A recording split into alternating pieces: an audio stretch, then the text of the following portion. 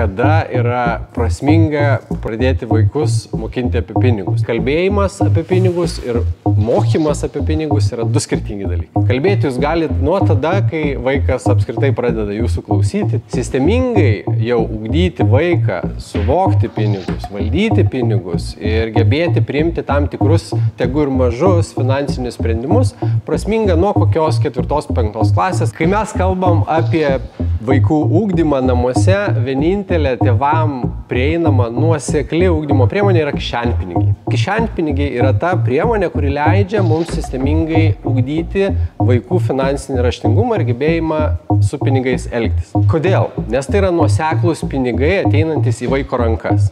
Jūs galite duoti kiekvieną dieną, kartą per savaitę, kartą per 2 savaitės, jūs nustatote grafiką, bet tai, kaip vaikas elgiasi su pinigais ir yra ta terpė mokintis, ką su jais veikti ir kaip juos dėliotis, kad jų liktų. Nes dažnai kišenpinigiai vaikams yra pramogos, saldainiai ir visi kiti malonūs dalykėliai ir niekada apie tai, kad galbūt dalies tiesiog reikia ir aš turiu ir privalau tai turėti.